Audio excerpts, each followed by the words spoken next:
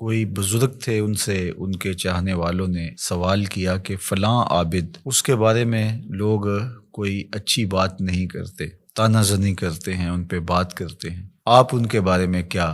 رائے رکھتے ہیں؟ تو انہوں نے جو جواب دیا وہ بہت خوبصورت تھا اور یہ ضرب المثل بن گیا۔ گفت بولے بر ظاہرش عیب نمی بینم و در باطنش غیب نمی دانم، کہ ان کے ظاہر میں تو میں کوئی عیب نہیں دیکھتا، اور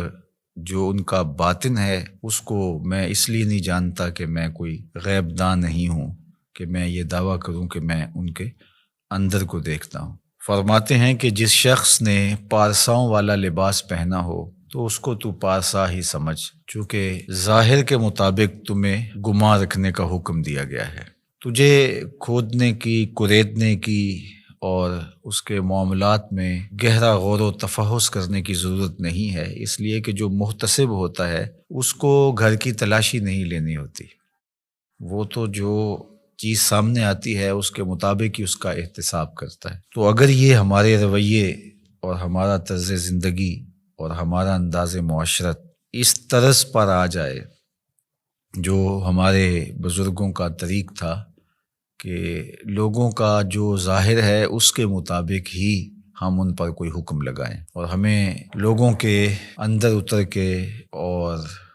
لوگوں کی ٹو میں جا کے گہری تفتیش کرنا اور لوگوں کو کریدنا، یہ تو بتایا ہی نہیں گیا۔ لا تجسسوا، ہمیں تو یہ کہا گیا ہے کہ تم جاسوسی نہ کرو۔ تو آج ہمارے جو رویے ہیں وہ بالکل اس کے برعکس ہیں۔ ہم وہاں تک اتر جاتے ہیں لوگوں کے حوالے سے اور بدگمانیوں کو پھر پالتے ہیں، اور پھر ان بدگمانیوں کے مطابق اپنا ذہن بنا لیتے ہیں اور پھر باقاعدہ اس کو آگے منتقل کر دیتے ہیں۔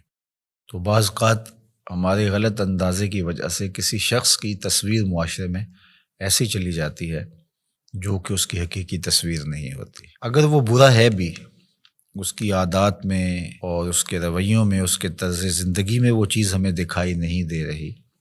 تو اس کا باطن اللہ کے سپرد ہے۔ ہمیں باطن ٹٹولنے کی ضرورت نہیں ہے، ہم تو حکم ظاہر پہ لگائیں گے۔ تو اس لیے شیخ سعدی شیرازی علیہ رحمہ نے، اللہ ان کی قبر پہ کروڑوں رحمتوں کا نزول فرمائے، انہوں نے اس حکایت کے اندر بزرگوں کا خوبصورت کردار بیان کیا ہے کہ تم لوگوں کے ظاہر پہ نظر رکھو، اور جو تمہاری رائے ہے وہ ان کے ظاہر کے مطابق ہی ہونی چاہیے، اور ان کو کرید کر کے اور ان کے معاملات کے اندر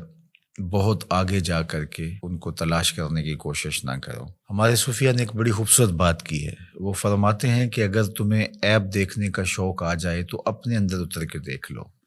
کیونکہ تم جو دیکھو گے تمہارا اپنا ضمیر اس کی نفی بھی کر سکے گا اور اس کا اثبات بھی کر سکے گا،